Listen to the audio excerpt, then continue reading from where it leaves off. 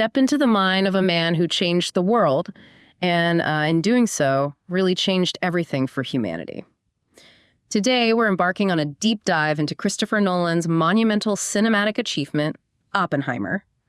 We've uncovered a truly fantastic breakdown that meticulously pulls apart the film's intricate narrative, its profound historical context, and, well, basically every critical detail you might have missed. Yeah, and what's truly fascinating about this film, and what a source material really helps us dissect, is how it transcends just being a simple biopic. Right. It's much more. It really is. It's a masterclass in cinematic structure and shifting perspectives. This isn't just about showing you what happened. It's crafted to make you feel the weight of every decision, every scientific breakthrough, and crucially, every moral quandary. It brings the whole story to life, in this glorious, immersive detail. So our mission for this deep dive is pretty clear. Give you a comprehensive understanding of Oppenheimer, really from the inside out, whether you've seen the film once, maybe multiple times, or haven't yet experienced it. We'll navigate its nonlinear timelines, uncover its hidden meanings, and explore the profound implications of this true life story. By the end, you should walk away with a much clearer picture, connecting all those crucial dots and really appreciating the brilliance behind its storytelling. Absolutely. It's about putting the pieces together. Okay, so let's start where the film itself kind of begins with its unique narrative structure. The analysis immediately highlights that Oppenheimer is almost like two distinct films woven together using these incredibly sophisticated narrative threads. How does Nolan actually employ this cutting-edge approach? And what's the deeper genius behind it? How does it help us understand not just the bomb's creation, but the inner world of its creator? Well, it's a decision that's absolutely fundamental to the film's ambition, really. Nolan masterfully employs what our source describes as cutting between different narrative threads to tell a more compelling picture of this real-life story. Okay. So on one hand, you've got the subjective color scenes. These are presented entirely from J. Robert Oppenheimer's perspective. Right, we're seeing it through his eyes. Exactly. You're immersed completely in his experiences, his perceptions, his often turbulent inner world. We follow him from his early formative years through that intense development of the atomic bomb out in Los Alamos, New Mexico, and then into the devastating aftermath, the security clearance trial. That visual choice, the color, directly connects us to his genius, his triumphs, and ultimately his profound torment. And then in this really striking contrast, we see these chilling black and white sequences. Exactly. Those are the objective black and white sequences, and they're presented from the point of view of Louis Strauss, played just brilliantly by Robert Downey Jr. Yeah, fantastic performance. Incredible. And these scenes primarily occur after the Trinity test, after the world has been irrevocably changed by the bomb. They meticulously highlight Strauss's eventual, deeply personal vendetta against Oppenheimer. Which is key. It's absolutely central. It leads to this somewhat parallel hearing that ultimately becomes Strauss's own professional reckoning. It's really an ingenious way to illustrate how external forces, political machinations, and these deep personal grudges systematically began to unravel Oppenheimer's life and legacy, often totally outside of his direct control or subjective experience. So by intercutting these two very different visual and narrative perspectives, Nolan lets us examine both the intense buildup and the catastrophic aftermath of the bomb's creation at Los Alamos. But it's clearly more than just like a historical account. It feels like a psychological portrait of a man and maybe a nation too, all woven into this historical epic. Yeah, and what this structural choice truly reveals is Nolan's ambition to convey a deeply nonlinear, often fractured reality. Oppenheimer's life wasn't just a straight line, was it? No, not at all. It was this complex tapestry of scientific breakthroughs, these huge moral quandaries, political battles. This dual narrative mirrors that tumultuous journey and the immense moral complexities he faced. It allows us to see the same events through different, often clashing lenses, forcing you, the viewer, to confront how personal truth can be just brutally reshaped by external perception and political maneuvering. It's why the film feels so much richer than just a chronological retelling. Right. And speaking of chronology, given all this masterful jumping between sequences, our source emphasizes that the most effective way to truly grasp the narrative is actually to break it down chronologically. from start to finish. Makes sense. And that's exactly how we'll proceed today. We'll lay out the historical narrative as it unfolds, helping you connect all the brilliant, but sometimes, let's be honest, disorienting chronological jumps Nolan employs. Good plan. It helps anchor everything. So the film doesn't just open, it sets this profound, almost mythic tone right from the very beginning. The opening text references the ancient Greek myth of Prometheus, a titan who stole fire from the gods, gave it to humanity, but with horrible consequences. How does this ancient myth perfectly set the stage for what the source calls a 3-hour biopic thriller about a U.S. tragedy? How does it highlight the film's mythic realism and scope? Oh, it's the ultimate table setter, isn't it? Yeah. It immediately frames Oppenheimer's story in these universal, almost timeless terms. Prometheus, in essence, brought enlightenment and immense power to humanity, but it came at a terrible cost to himself and with totally unforeseen repercussions for the world. Yeah, the parallels are stark. Absolutely direct. Oppenheimer brings humanity the ultimate power, nuclear energy, but it comes with these profound and devastating consequences, both for him personally and, for the future of the entire planet. That opening immediately signals to you, to the listener, that the story we're about to witness isn't just history. It's more. It's a modern tragedy, a profound exploration of revolutionary knowledge as this double-edged sword. It elevates the film from just a biopic to something much larger, a cautionary tale about human ambition and its ultimate price. And this sense of non-linearity is immediate because the story truly doesn't start at the beginning of Oppenheimer's life. We're sort of thrust into a scene that effectively takes place near the end of the narrative. Right. With Louis Strauss observing Oppenheimer and Albert Einstein speaking by a lake near the Institute for Advanced Study. Can you walk us through the significance of this pivotal opening scene? Absolutely. This initial scene is crucial because it immediately establishes the central conflict that will drive so much of the film, particularly Strauss's deep-seated animosity towards Oppenheimer. The setting itself, the Institute for Advanced Study, becomes significant because this is where Oppenheimer would later find himself in a kind of moment of exile, grappling with immense inner trauma and the weight of his past. Right. Strauss in this scene doesn't actually hear their conversation, but the film makes it abundantly clear that he develops these strong suspicions about Oppenheimer's perceived links to communism and, maybe more importantly, this profound belief that Oppenheimer has somehow poisoned Einstein against him. Even though he doesn't know what they said? Exactly. It's all his own paranoia and interpretation.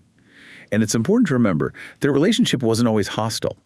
Initially, it was quite friendly. Strauss himself introduces Oppenheimer to the Institute. Oh, right. I forgot that detail. Yeah, but years later, after Oppenheimer publicly humiliates him in a different context, their relationship just fractures completely, leading to Strauss harboring this lifelong grudge. So this early glimpse of their fractured dynamic immediately foreshadows the bitter trials and personal vendettas that will define the latter part of Oppenheimer's life. It really lays the groundwork for the political machinations to come. And as we move through the film, we're constantly reminded of these looming consequences because both Oppenheimer's and Strauss's trials are just woven into numerous moments throughout the entire narrative. They aren't just isolated events, are they? They feel like constant narrative anchors. That's precisely it. They serve as a constant narrative backbone, reminding you where all this is heading. Oppenheimer's trial is specifically about deciding whether his top-secret security clearance should be revoked. Basically putting his whole past on trial. Absolutely. His loyalty, his judgment, his past associations, everything is under the microscope. Strauss's hearing, shown exclusively in that stark black and white, focuses on his motives and his involvement during the intense period of McCarthyism. It essentially puts his ethics and actions under a harsh spotlight. So two parallel reckonings. Exactly. These interwoven trials constantly remind us of the future consequences of the events we are witnessing in Oppenheimer's earlier life, framing the entire narrative within the context of these ultimate showdowns. And we'll definitely delve much deeper into the specifics and the chilling implications of these trials later in our deep dive. Okay, great. So with our understanding of these distinct narrative threads and the looming trials, let's now truly go back to the beginning of Oppenheimer's journey. What was he like as a young university student, and how did a surprising, almost catastrophic incident set him on his path, shaping his early scientific and maybe moral development? Well, when we first encounter the young J. Robert Oppenheimer, we see a brilliant but perhaps socially awkward and deeply frustrated student. While he was undeniably gifted in academic theory, especially in the emerging field of quantum mechanics, Right. at Cambridge, he was surprisingly struggling to find his footing in practical laboratory work. This struggle, and the subsequent criticism from his professor, Patrick Blackett, seems to have deeply vexed him. Understandably. Yeah, leading to a truly shocking act. He attempts to poison his professor by injecting an apple with potassium cyanide. Wow. That's dark. It's a really dark moment that reveals an early, volatile, and almost destructive impulse lurking beneath his intellectual brilliance. That's a truly chilling detail. But then a crucial turning point seems to occur, pulling him back from the brink. Indeed. And our source highlights this as a pivotal moment. It's after being profoundly inspired by a lecture given by Dr. Niels Bohr, brilliantly portrayed by Kenneth Branagh. Fantastic casting there, too. Oh, perfect. It's after that lecture that Oppenheimer seems to have a change of heart. He returns to his professor's office and removes the poisoned apple. The analysis points out that in the historical book the film is based on, Bohr is depicted as almost a prophet figure for Oppenheimer. Interesting. Bohr's powerful idea of openness, the free and unfettered exchange of scientific knowledge, becomes this shared ideology that Oppenheimer champions and argues for throughout the entire film. So that idea starts really early. Really early. And this initial near-fatal act, followed by Bohr's profound intellectual and moral influence, effectively sets up this lifelong tension within Oppenheimer, the struggle between that destructive impulse and the pursuit of open, collaborative knowledge. It's a dynamic that will define his entire life and legacy. So, Bohr's influence sends him on a completely new trajectory. On Bohr's direct advice, Oppenheimer leaves Cambridge and heads to the University of Göttingen in Germany, which our source describes as the heart of theoretical physics in Europe at that time. What was the significance of this move for Oppenheimer's development and, well, for the future of physics? Oh, this move was absolutely pivotal. Göttingen was a crucible, really, for revolutionary developments in quantum physics. And for a mind as eager and brilliant as Oppenheimer's, it was an incredibly exciting and fertile environment. He must have thrived there. He did. He quickly became deeply respected within the laboratory, working alongside esteemed figures like Matthias Schweighöfer, Werner Heisenberg, and Enrico Fermi. What's particularly noteworthy for the larger narrative is that Oppenheimer learns a great deal from Heisenberg, with whom he would later find himself in a somewhat race, as Heisenberg was, of course, responsible for the German atomic bomb effort during World War II. This period in Germany is just crucial for understanding the foundational scientific knowledge he gained, which would later be applied to far more devastating ends than pure theoretical physics.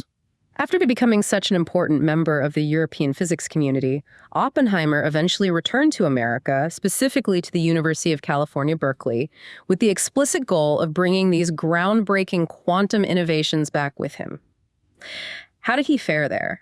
And how did he transition from that, struggling student we first met to an influential professor and leader? Well, at Berkeley, he took on a professorship and was instrumental in building and developing a world-class department for physics. Initially, he again struggled a bit, actually, to engage with students and deliver captivating lectures, kind of echoing his earlier difficulties with practical work. Pattern there. A little bit, yeah. Yeah. But over time, he transformed, becoming this eloquent and magnetic lecturer who attracted a devoted cohort of students. Working closely with Ernest Lawrence, played by Josh Hartnett, he formed this close-knit group known in the historical context as Oppie's Boys. He used this platform to push forward the quantum physics he had mastered in Germany, establishing himself as a significant and rising figure in American science. And this is where the story gets much more complex and politically charged, isn't it? Berkeley was a fresh start professionally, but things quickly took a significant political turn. What exactly ignited Oppenheimer's involvement with communism, and how did these connections later become such a major obstacle for him, ultimately fueling his public downfall? Yeah, this is critical. Oppenheimer's political involvement truly began after he met Jean Tatlock, a radical woman played by Florence Pugh. Another great performance. Absolutely. She encounters him at a Communist Party gathering, and their intense, passionate relationship immediately becomes a key and later very problematic part of his life story. The film includes that famously steamy scene between them where Oppenheimer recites lines from the Bhagavad Gita. Right, the scripture. A Hindu scripture that he would chillingly quote later during the Trinity nuclear test. Jean herself was a psychology student at Berkeley and, critically, a committed member of the Communist Party. Now, for our listeners, it's probably important to clarify that being part of the Communist Party during this specific historical period wasn't necessarily viewed with the same extremism as it might be perceived today, right? That's absolutely correct, and it's a crucial historical nuance to grasp.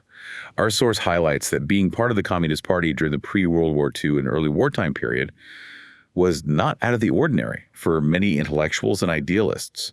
Given the global situation, particularly the fight against Hitler and the Nazis, the Communist Party at the time advocated for causes that many found sympathetic things, like fairer wages, helping refugees. Oppenheimer himself actively supported these causes, for instance, by donating money to the Spanish Civil War effort. So it was more anti-fascist for him? Largely, yes. Communists stood squarely against fascism, and it was Jean who really introduced him to this political activism, which he was keen to support. The film implies that while he wasn't a fully fledged member in the traditional sense, he certainly subscribed to a lot of their ideas and social goals. But these connections clearly came back to haunt him in a very, very public way. They absolutely did. Oppenheimer was deeply in love with Jean, and through her, he also befriended Haakon Chevalier, another figure who would later become central to his troubles. Chevalier, right. Both of these relationships, and his associations with other individuals linked to the Communist Party, would eventually become some of the biggest obstacles for Oppenheimer during his later security clearance trial.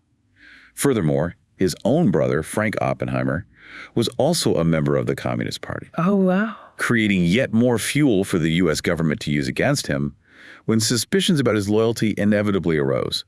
It even led to friction in his professional life. Ernest Lawrence, his colleague at Berkeley, apparently scolded him for bringing left-wing political views into the classroom, believing passionately that science and politics should be kept entirely separate. That's a classic debate in itself. It is. And what this period truly highlights is the intense scrutiny and suspicion that would later define the McCarthy era, where even minor associations or past sympathies could be weaponized. Oppenheimer's initial exposure to activism, fueled by his Jewish heritage and a deep desire to oppose fascism, inadvertently set the stage for later accusations of disloyalty, even though at the time, many of these views were seen by him and others as primarily anti-fascist rather than anti-American. It's a complex and often tragic illustration of how political climates can shift and reinterpret past actions. And his personal life took a significant turn during this period as well, moving away from his intense relationship with Jean. Yes, it did. Oppenheimer eventually broke off his relationship with Jean Tatlock and met Kitty Pwinning, played by Emily Blunt, who had also previously been associated with the Communist Party but had left. Okay, so she had a similar past but had moved on. Exactly. Yeah. And it became clear that Kitty was the woman he was destined to be with. Kitty had been married 3 times previously, which is quite something for the era. Yeah. But after meeting Oppenheimer and spending time together both in the U.S. and in the serene landscapes of New Mexico, they quickly married. This significant shift in his personal life, moving away from the more overtly radical Jean, would later become another detail scrutinized by his adversaries during his trials, despite his attempts to distance himself from his past communist associations. So this brings us to the formation of arguably the most impactful scientific undertaking in human history, the Manhattan Project. What was the driving force behind this monumental effort, and how did Oppenheimer, despite his politically controversial past, become its unlikely leader, especially given the immense stakes involved? Well, the driving force behind the Manhattan Project was sheer terrifying urgency. With World War II raging and the ominous threat of Nazi Germany potentially developing its own atomic bomb. The ultimate fear. The ultimate fear. Theoretical physics had to rapidly become practical application. As Oppenheimer himself eloquently states in the film, theory will only take you so far. The historical context was dire.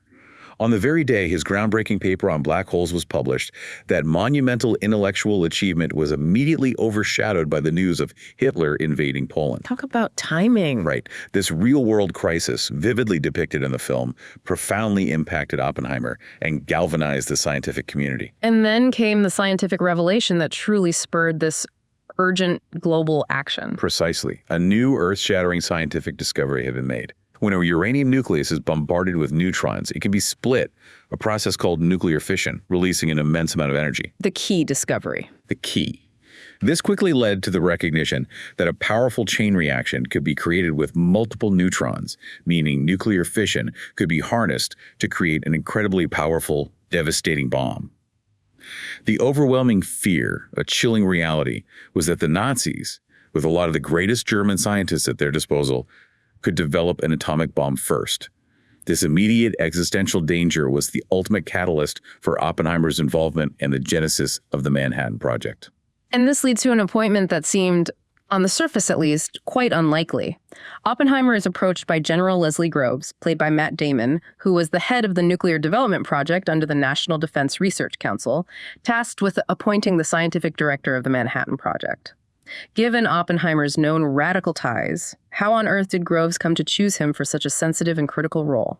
It was really a testament to Groves's unique conviction and, crucially, Oppenheimer's desperate desire to contribute to the war effort. He really wanted in. Oh, intensely. He was eager to get involved.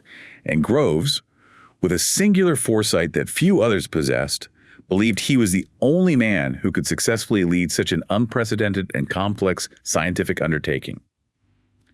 The government, our source notes, was initially highly hesitant to even approach Oppenheimer. Understandably, given the context. Right. They were well aware of his potential radical ties and were deeply reluctant to expose top-secret information to someone they considered a potential security risk. But Groves pushed for him relentlessly, and despite the significant political friction and skepticism, Oppenheimer was ultimately placed in charge of the scientific effort to design the bomb itself. So Groves, quite understandably for a military leader overseeing a top-secret project, insisted on complete secrecy. But Oppenheimer, true to those early influences from Niels Bohr we talked about, advocated for openness. How did this core philosophical conflict play out within the highly classified project? It became a recurring and defining tension within the project, absolutely. Groves was adamant that every aspect of the project be kept a complete secret, employing strict military security measures. Compartmentalization was key for him. Makes sense from a military perspective. Totally.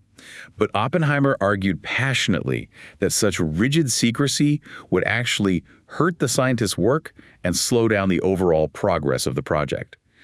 This stance, of course, directly reflects that openness ideology inspired by Niels Bohr during Oppenheimer's earlier life, where the free exchange of ideas and collaborative scientific inquiry were considered paramount to true progress. So a fundamental clash. Absolutely. A fundamental clash between military necessity and scientific ethos played out with the highest stakes imaginable. And this inherent tension, along with the need for isolation, manifested directly in the unique choice of location for the project: Los Alamos. Exactly. Both Groves and Oppenheimer meticulously selected what they believed was the perfect location for the Manhattan Project, an isolated mesa in Los Alamos, New Mexico. The vision was to create this self-contained community, a secret city, where the world's top scientists could work together without distraction, even bringing their families to live there, completely isolated from the outside world. Oppenheimer then took on the crucial task of recruiting some of his own brightest students. But more importantly, many of the world's leading theoretical and experimental physicists, luminaries like Hans Bethe, Edward Teller, Isidore Rabi, and Ernest Lawrence. Quite the team. An unbelievable assembly of minds. And despite what were initially very poor conditions at the site, primitive housing, basic facilities, they all thrived there, driven by this profound and shared noble goal to create an atomic bomb before the Nazis succeeded in doing so. Even with such a clear unifying objective and that shared noble goal, internal conflicts were absolutely inevitable in such a high-pressure, intensely secretive environment. What specific issues arose within the bomb project itself, and how did Oppenheimer manage to navigate them to keep everything on track towards that, impossible goal? Yeah, our source highlights several key challenges, and one significant issue directly links back to that early debate about secrecy versus openness.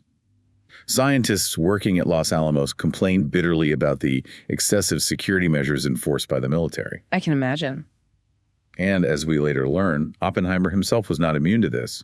The military had tapped his phone and kept him under constant surveillance, a deep irony for the project's scientific head. Wow. The guy in charge is being spied on. Exactly. Yeah. This created an atmosphere of distrust and frustration, even among those brilliant minds all working towards the same urgent goal. And beyond those external pressures, there were constant internal scientific disputes, right? Oh, constantly.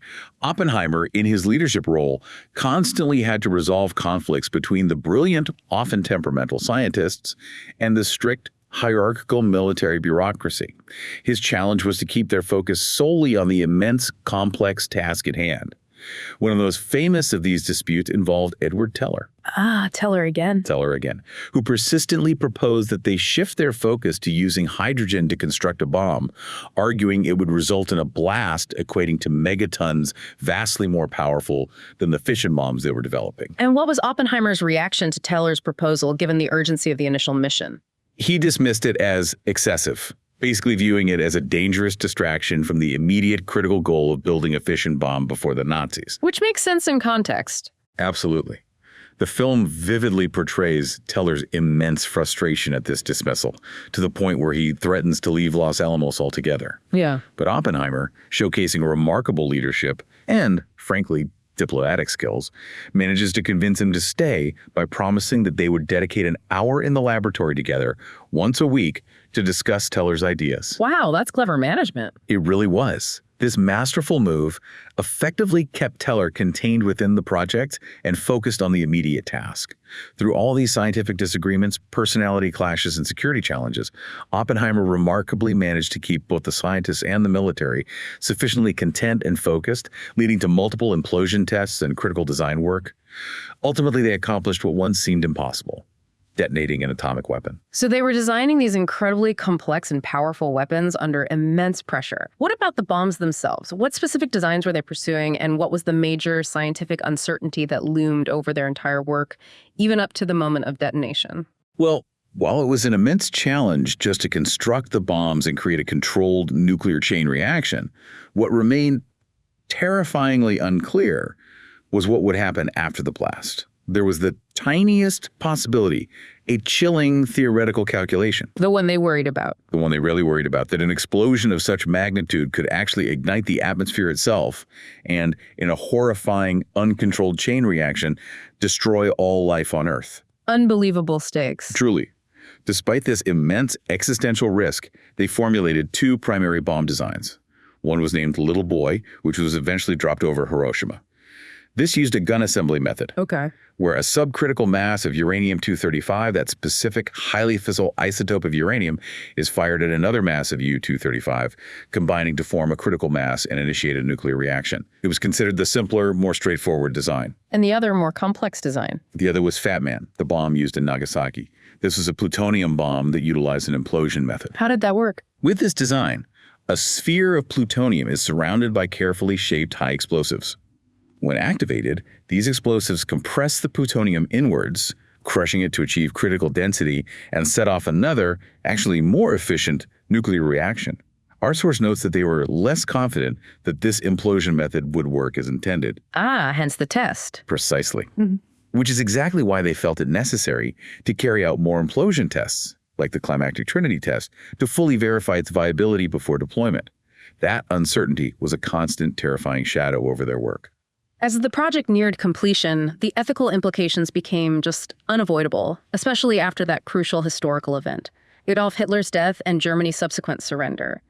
How did Oppenheimer personally grapple with the immense moral weight of their creation, and what profound personal tragedy struck him during this intensely tumultuous time, compounding his internal struggle? Yeah, this is where the film makes a crucial pivot, expertly transitioning from pure scientific pursuit to a profound moral reckoning. Our source highlights how the film excellently conveys the political and moral implications, particularly when the news arrives that Hitler is dead and Germany has surrendered. Which changed everything. It changed the core justification, right? That event immediately removed the initial urgent reason for the bomb's development stopping the Nazis. Oppenheimer then took it upon himself to initiate critical discussions among the scientists at Los Alamos, continuing to champion that ideal of openness that he and Niels Bohr wanted to push for. What were those discussions about? They served two critical purposes, really. First, to openly debate the broader dangers of nuclear power itself, looking beyond the war, and second, to intensely debate the justifications for still using the bomb, specifically on Japan. And what was the prevailing justification among many scientists for its continued use on Japan, despite Germany's surrender? Well, despite Japan being close to surrendering at the time, the consensus among many involved in the project, including military leaders and a significant portion of the scientists, was that the weapon was unfortunately necessary. The grim calculation. Yeah, the grim belief was that a decisive, shocking blow would ultimately protect the United States and to sustain a future where there would be no more war. The calculation was that a swift, overwhelming demonstration of power would prevent further bloodshed, potentially saving millions of lives by forcing an immediate Japanese surrender and ushering in a new, albeit grimly achieved, era of peace. But amidst these weighty global decisions, Oppenheimer was also struck by a deeply personal and devastating tragedy that complicated his emotional landscape even further. Yes. In the midst of deciding the bomb's fate, Oppenheimer received the utterly devastating news of his former lover Jean Tatlock's death. Oh, right. The timing is just brutal. Brutal. She died after drowning in her bathtub, and it's tragically detailed in the later security clearance trials. It remains unclear whether she took her own life or if someone had killed her. So much uncertainty. Yeah. The context provided is that she was in a very vulnerable state, desperate for company after quitting the Communist Party. Oppenheimer had promised he'd be there for her, but during the intense, all-consuming Los Alamos project, he only met with her once in an intimate encounter and then essentially cut ties, focusing entirely on the bomb. His complicated relationship with her and her tragic, mysterious death would indeed come back to haunt him in the trials, adding another layer of profound personal pain to his public ordeal. And this brings us to the moment the entire project, and indeed Oppenheimer's life, had been building up to: the Trinity test. What was the culmination of this immense secret effort, and how did Nolan depict this pivotal, terrifying moment of truth for the audience? The Trinity test, codenamed, as you mentioned, after that John Donne poem that Oppenheimer and Jean Tatlock both admired, was the terrifying culmination. The film depicts it with just unbearable tension. Nolan masterfully conveys hours of anxious waiting and rising stress, compressing them into just a few minutes of screen time. Feel longer, though. Oh, they feel much longer. Showcasing the immense risk and palpable dread. We see the unexpected storm that delays the test, further ratcheting up the stress among the scientists.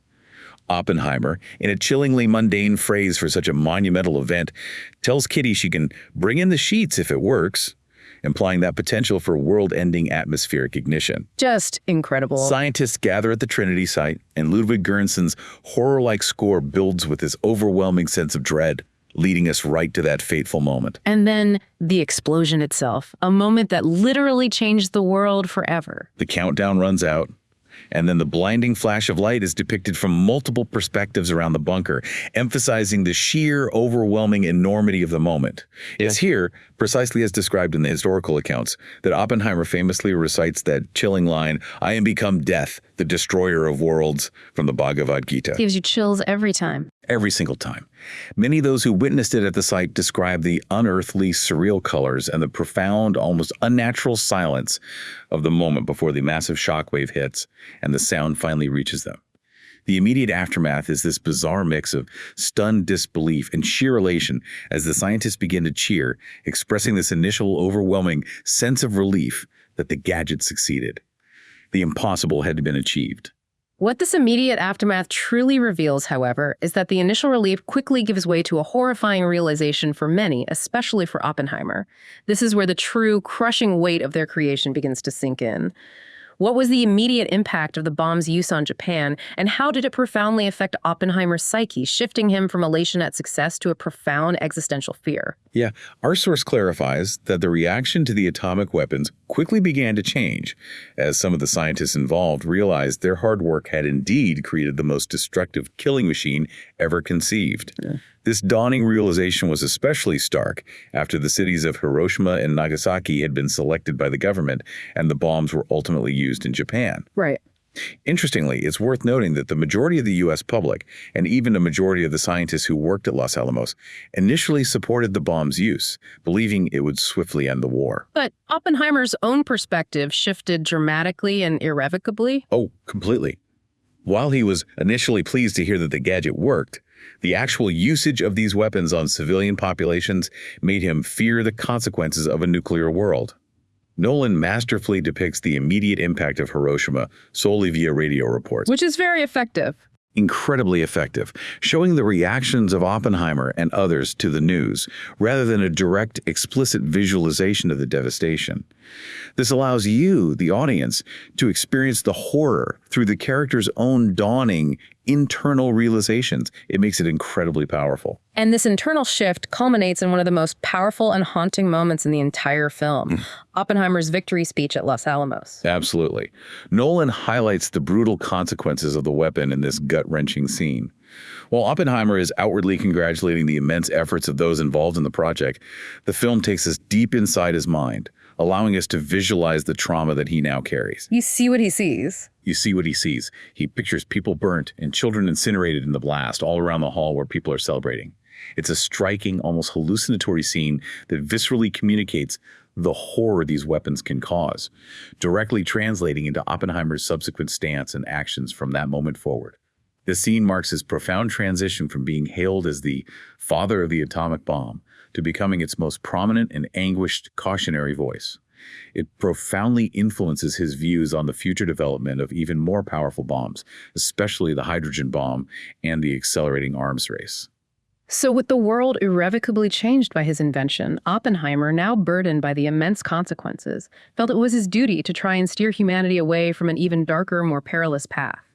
How did he attempt to influence the future of nuclear power? And what formidable resistance did he face, even from the highest office in the land? Yeah, Oppenheimer felt a profound, almost crushing sense of personal responsibility for introducing nuclear weapons to the world. He genuinely believed it was his solemn duty to try and influence how they would be used in the future to prevent an even greater catastrophe. Makes sense. After being appointed as the chairman of the General Advisory Committee of the Atomic Energy Commission, the AEC, which oversaw nuclear energy and weapons, he began openly disagreeing with powerful members of the government, including his future nemesis, Louis Strauss. Yeah, the conflict continues. Right. He strongly advocated for a radical approach. Yeah. That the United States should openly tell the Soviets about the Manhattan Project, hoping that this transparency would prevent a future terrifying arms race that he could clearly foresee. But the government was clearly not receptive to his plea for this kind of radical openness, was it? Not even slightly. The government unequivocally rejected his proposal for transparency. Instead, they kept the bomb program shrouded in secrecy and charged ahead for control of power, demonstrating a clear desire to maintain a nuclear monopoly and an advantage over other nations. This was a critical divergence from Oppenheimer's vision for a controlled, transparent nuclear future, and it placed him directly at odds with the prevailing political sentiment. And this fundamental disagreement leads to that incredibly intense, pivotal confrontation with President Harry Truman himself. Indeed. Oppenheimer meets with President Harry Truman, brought vividly to life by Gary Oldman in the Oval Office, in what our source describes as a fantastic and only scene featuring Truman. Yeah, Oldman was great. Fantastic. Oppenheimer truly crumbles in front of the president, revealing his profound anguish by stating he feels he has blood on his hands. It's a moment of raw, unvarnished emotion, but it's met with a stark and unforgiving reality. How does Truman react? Once the meeting concludes and Oppenheimer makes his way to the door, Truman dismisses him with chilling bluntness, calling him a crybaby scientist. Ouch. Devastating. This encounter underscores how profoundly misunderstood Oppenheimer was by the political establishment he had served so diligently and now sought to advise. And while Oppenheimer was trying desperately to halt the development of even more destructive weapons, what was Edward Teller, his former colleague, still relentlessly pursuing in the background? Yeah, while Oppenheimer was consumed by his efforts to stop the development of more bombs efforts that proved largely unsuccessful in that increasingly toxic political sphere, it's crucial to note that Edward Teller, who had remained at Los Alamos, was relentlessly continuing his work on the hydrogen bomb, the Super. This was a weapon which, terrifyingly, is hundreds of times more powerful than the atomic bombs dropped in Japan. This parallel, unstoppable effort highlights the immense, almost inevitable momentum of the arms race, pushing humanity towards an ever greater destructive capacity, despite Oppenheimer's desperate and ultimately futile attempts to stem the tide. What's truly striking here is how Oppenheimer's attempts to shape a more peaceful, secure future ultimately led directly to his professional undoing. His efforts to stop further bomb development failed spectacularly, and his fervent stance against the hydrogen bomb proved to be a critical turning point. It was enough to entirely dismantle his celebrity scientist persona and provide ample ammunition for the U.S. government to systemically destroy his reputation and career. He transitioned from being a national hero to becoming a pariah in the eyes of many powerful figures. Yeah, it's a tragic trajectory. And this brings us to the core of Oppenheimer's downfall. The film constantly intercuts with those two pivotal trials that define not only Oppenheimer's fate, but also Louis Strauss's career. Let's really unpack Oppenheimer's security clearance hearing first, revealing the shady, often illegal tactics used against him. Right. Oppenheimer's security clearance trial is indeed masterfully intercut throughout the entire film, seamlessly working in tandem with all the other moments in Oppenheimer's life. What immediately stands out, and what our source emphasizes, is the questionable and often illegal nature of the evidence brought against him. How so? Much of it came from unnamed individuals, and critically, from illegal wiretaps, which were never disclosed to Oppenheimer or his legal counsel. Seriously, illegal wiretap. Yes. The source points out that if this proceeding had been held in an actual courtroom, such evidence would have been unequivocally disallowed and never even considered.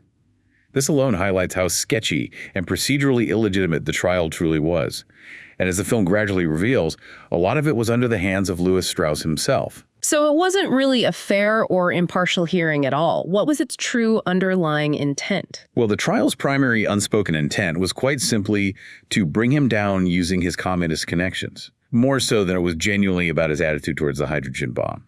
And this, our analysis underscores, screams of connections to the personal vendetta that Strauss built against him after facing his own humiliation earlier on. It was a deliberate, calculated weaponization of the Red Scare paranoia against a powerful figure who'd become an inconvenient voice. And what about the defense witnesses who courageously came forward to speak on Oppenheimer's behalf? Did their testimony actually help him? Sadly, for Oppenheimer, those who came forward to defend him often only served to give Jason Clarke's Roger Robb, the merciless prosecutor, and the other individuals in the room more evidence to destroy him. So it backfired. Often, yes. Notable figures who testified included General Leslie Groves, Matthew Modine's Vannevar Bush, and Isidore Rabi. However, our source emphasizes that Oppenheimer's wife, Kitty, was one of the only people to convincingly defend him. Why her specifically? Well, it's attributed to the fact that she was really the only person who truly understood him on a deeply personal level, and could speak to his complex character and motivations with genuine insight and fierce loyalty. She fought back. And then there's the truly devastating testimony from Edward Teller, which proved to be incredibly damaging to Oppenheimer's case. Indeed. Edward Teller testified directly against Oppenheimer, driven by his own strong conviction and having been outraged towards Oppenheimer's feelings on the hydrogen bomb. This testimony was a significant betrayal by a former colleague and provided critical, personal leverage for the prosecution's case against Oppenheimer, despite many others speaking in his defense. It was a real turning point in the hearing. And at the absolute heart of the prosecution's case, the incident they repeatedly hammered home was the Chevalier incident. What exactly happened there, and how is it so effectively used against Oppenheimer? That's right. The prosecutors relentlessly honed in on that event from the early 1940s, where Oppenheimer's friend, Hakan Chevalier, tried to subtly get him to pass information about the nascent bomb project to the Soviets. Okay. Oppenheimer immediately refused this overture, but crucially, in the years that followed, he chose not to mention anything about the incident, nor Chevalier's name, to the government for quite some time. When he eventually did disclose it, he still protected Chevalier by not naming him directly, offering this convoluted, kind of fictionalized account. Which looked bad. It looked terrible.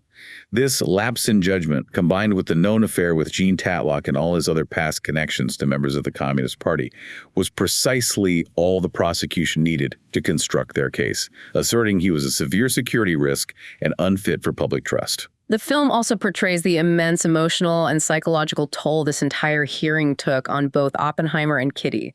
It was clearly more than just a professional setback, wasn't it? Oh, absolutely. There's a particularly raw and effective moment in the trial where Kitty, tormented by the invasiveness of the proceedings, vividly imagines Oppenheimer having sex with Gene Tatlock during the hearing itself. Wow, that's intense. It powerfully highlights how deeply personal and invasive the legal scrutiny of their lives had become.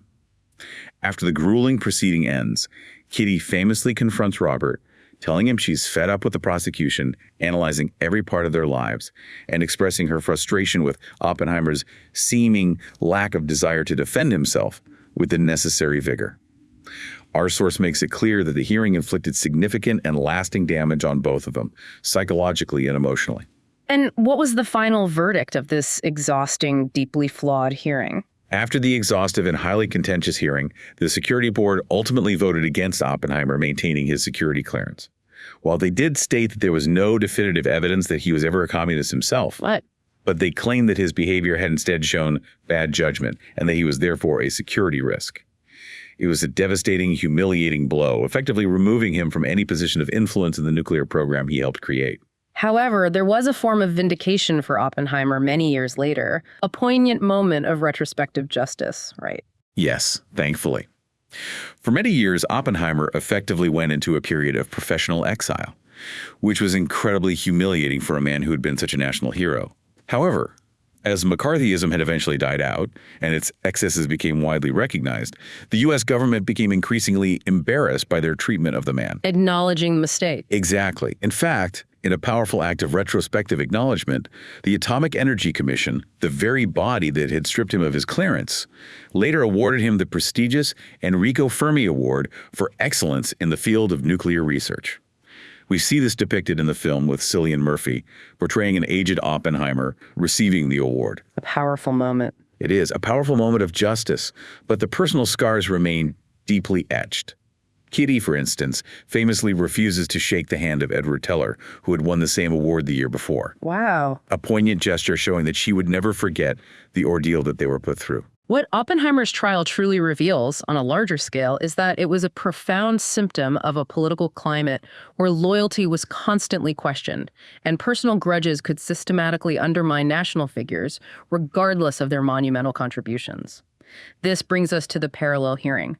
Lewis Strauss's professional downfall, which serves as a chilling mirror image of Oppenheimer's own ordeal. Precisely. It's the other side of the coin. So let's turn to Lewis Strauss's Senate hearing, the other trial constantly interwoven into the film, portrayed entirely in that stark black and white. This hearing focuses on his appointment as U.S. Secretary of Commerce.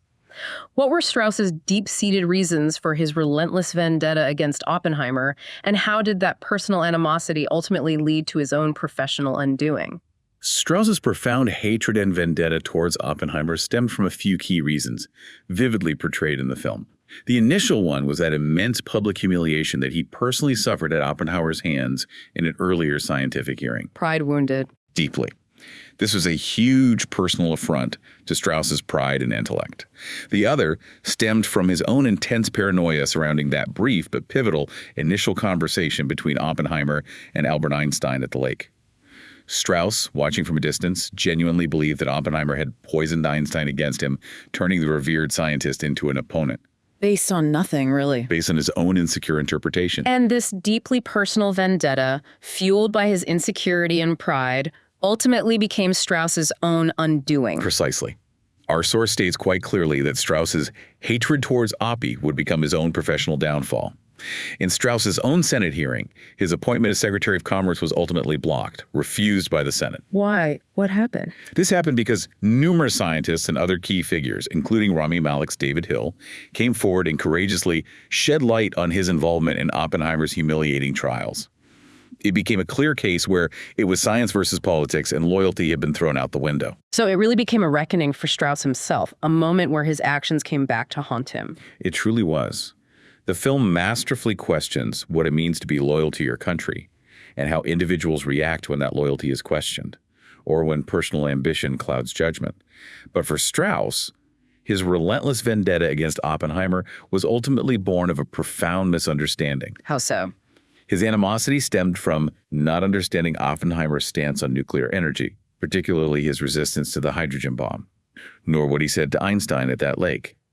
This deep-seated personal bias, fueled by his own insecurities and paranoia, led him to systematically undermine Oppenheimer, only for that very campaign of destruction to backfire and ultimately destroy his own career. It's a powerful and tragic parallel, really. So, after this incredible journey through Oppenheimer's life and legacy, what does it all truly mean? The film ends very close to where it began, finally revealing the pivotal conversation that haunted Strauss, and, more importantly, carries a terrifying warning for all of us. What profound wisdom did Einstein impart, and what chilling final image does Nolan leave us with that truly encapsulates the film's ultimate unsettling message? Yeah, the final scene is incredibly powerful because it finally, unequivocally reveals exactly what was said between Oppenheimer and Albert Einstein at the lake, bringing the narrative full circle, very close to where the film began. We finally hear it. We finally hear it. At the beginning, we only saw Strauss observing their conversation from a distance, fueling his paranoia. But here, we experience the discussion from Oppenheimer's perspective, fully fleshed out with dialogue. Einstein, with this profound sense of world weariness and wisdom, offers Oppenheimer a bleak prophecy about his future. He tells him that while the world has gotten what they wanted from him, the medals, the praise, the weapon, it will eventually shun him. Chillingly accurate. Absolutely. A chillingly accurate prophecy of Oppenheimer's eventual exile and public shaming. And this conversation quickly turns to the most terrifying existential aspect of Oppenheimer's legacy, the question that has plagued humanity ever since. Yes, it leads directly into a chilling discussion about the atomic bomb itself. Specifically, they touch upon that tiniest possibility, the theoretical fear that the blast of the bomb might have triggered an uncontrollable chain reaction and ignited the atmosphere, leading to the annihilation of all life on Earth. The ultimate fear realized. Or almost realized. Oppenheimer's profound, agonizing query to Einstein is whether his invention, despite that theoretical risk not materializing at the Trinity test, has destroyed the world anyway. What does he mean by that? He's asking if the very existence of such a weapon and the inevitable building of bigger bombs that were going to be built could ultimately result in complete annihilation, not through an immediate blast, but through a future inevitable nuclear conflict. This isn't just about physical destruction at one moment, but the philosophical, existential destruction brought by the potential of nuclear weapons. And Nolan leaves us with a truly horrifying and unforgettable final vision, a warning that lingers long after the credits roll. He does. After a brief, unsettling visual of a nuclear silo, the symbol of that inevitable arms race, Oppenheimer stares deeply, contemplatively at the pond. And then we are plunged into his mind's final, horrifying image.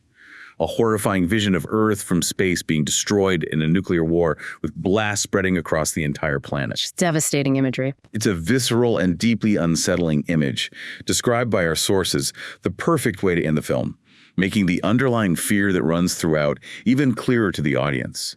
It forces us, the viewers, to wonder whether today's issues could eventually lead to this, transforming a historical biopic into an urgent, contemporary cautionary tale. What's the lasting message for you, the listener, from this epic, deeply human story? Our source highlights the profound conundrums that Oppenheimer and his contemporaries faced. They initially had to develop nuclear weapons out of a terrifying, immediate fear of Nazi Germany. Right. And the use of them in Japan will hopefully mean they are never used again. What this film does in its brilliance is absolutely serve as a multifaceted cautionary tale. And it truly is a multifaceted warning, isn't it? It goes far beyond just a historical account. It certainly does. It's not just a cautionary tale for questioning loyalty in times of paranoia or about the dangers of unchecked political power and personal vendettas. It's profoundly about the potential consequences of using these missiles as a tool for genocide and even wiping out life on Earth entirely. Yeah. The film starkly reminds us that the hand on the doomsday clock has inched closer to midnight, a powerful and chilling metaphor for humanity's ever-present proximity to self-destruction. It's a story that demands our attention even today. Absolutely. Still relevant. So as you can see, Oppenheimer is a truly spectacular cinematic achievement, a masterful deep dive into history, the complexities of science, and the profound human cost of power. We've covered everything from its incredibly complex narrative structure to the chilling implications of its ending, truly getting into the granular details of this cinematic and historical masterpiece. We truly hope this breakdown has helped you understand the film's intricate events, its smaller but crucial details, and giving you a comprehensive grasp of this masterpiece, connecting all those brilliant narrative threads into a cohesive, deeply insightful picture. Consider this final thought. J. Robert Oppenheimer wrestled with the harrowing idea that by creating the very means of unprecedented destruction he had, in a profound and perhaps irreversible way, already condemned the world. In an age of accelerating technological advancement, what responsibility do we have for the unintended consequences of our innovations, and where do we, as a species, draw the line between seemingly limitless progress and the very real peril it can unleash?